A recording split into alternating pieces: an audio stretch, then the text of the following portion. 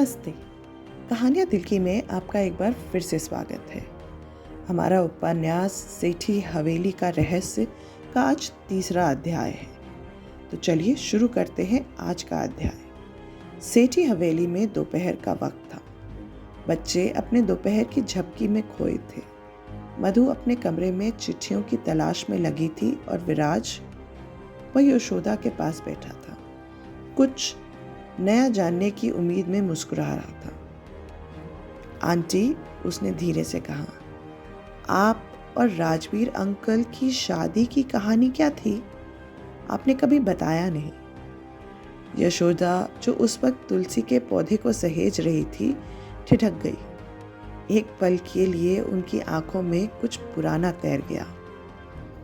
तुम्हारी उम्र के लड़कों को क्या दिलचस्पी होगी हमारी धीमी चुप सी प्रेम कहानी में? उन्होंने मुस्कुराते हुए कहा। मुझे चुप प्रेम कहानियां सबसे सुंदर लगती हैं, विराज ने संजीदगी से जवाब दिया। यशोदा बरामदे में रखी बेत की कुर्सी पर बैठ गई। तो सुनो, बहुत साल पहले जब मैं 20 की थी, मेरी सगाई हुई थी। लड़के का नाम था भैरव। वो राजवीर के बिजनेस पार्टनर थे। अनाथ लेकिन बेहद होशियार। बहुत कम बोलते थे, पर जो भी कहते साफ साफ होता।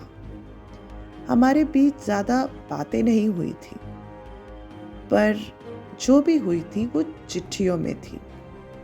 हर बुधवार एक खत आता था, कभी नीले कागज़ पर, कभी पुराने रजिस्टर के पन्ने पर। उन चिट्ठियों में उसने अपने डर, अपने सपने और अपने अकेलेपन के बारे में लिखा था। मैं उनसे जुड़ने लगी। मुझसे वादा किया था कि शादी के बाद हर सुबह मुझे तुलसी की पत्तियां ला कर देंगे। वो छोटी छोटी बातें थीं, पर दिल को छू जाती थी। शादी की तारीख तय हो चुकी थी, मंडप सज रहा था, मेहमान आ चुके थे, और उसी सुबह भैरव गायब हो गए। बिना कोई चिट्ठी, बिना कोई अलविदा, जैसे कभी थे ही नहीं। यशोदा की आंखें अब दूर कहीं देख रही थीं, जहां धूप अब भी पुराने समय की याद में लिपटी थी। मैं टूट गई थी। अपने कमरे से नहीं निकलती थी। घर वालों ने समझाया समय ठीक कर देगा, लेकिन मेरे अंदर सिर्फ एक ही सवाल था, क्यों चले गए? और फिर राजवीर, वो बस थे, कुछ नहीं बोला, कोई सलाह नहीं दी। रोज शाम को मेरे दरवाजे के बाहर एक पन्ना छोड़ जाते, जिसमें सिर्फ एक लाइन होती। कभी कबीर का दोहा, कभी मेरे पसंदीदा कवि की पंक्ति, कभी सिर्फ तुम ठीक हो। धीरे धीरे चुप्पियों ने मेरी सिसकियों को समझना शुरू किया। एक दिन मैंने उसे देखा और लगा शायद मैं फिर से मुस्कुरा सकती हूँ। फिर चिट्ठियाँ दोबारा आई, पर इस बार भेजने वाला भैरव नहीं था।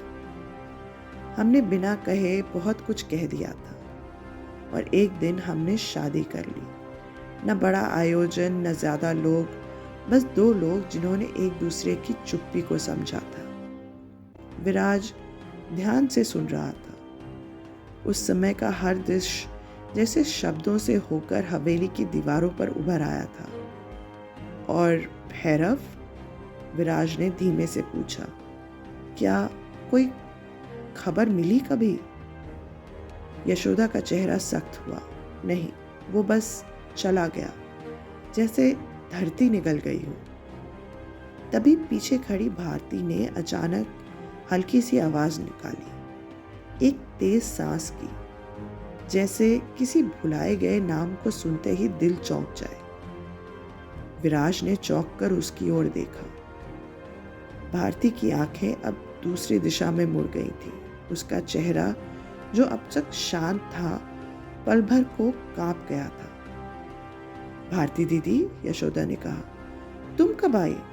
कोई जवाब नहीं मिला, लेकिन विराज को वो एक क्षण याद रह गया। वो अचानक प्रतिक्रिया, वो निगाहों का हट जाना। उसने खुद से कहा, भैरव भी अनाथ था, विशाल भी, और दोनों के नाम किसी न किसी कागज में बस चुप्पी बनकर रह गए। शाम को मधु ने चिट्ठियां विराज को सौंपी। उनके साथ एक पुराना डिब्बा था जिसमें पुराने नीले रंग के रिबन से बंधे पत्रों की गड्डी। कुछ मधु के पिता विशाल की थी और कुछ एक अलग हाथ की लिखावट में थी। ये किसके हैं? विराज ने पूछा। मधु बोली, इन पर कोई नाम नहीं है, पर माँ इन्हें एक पुराने संदूक में छुपा कर रखती है। शायद ये भैरव के हो।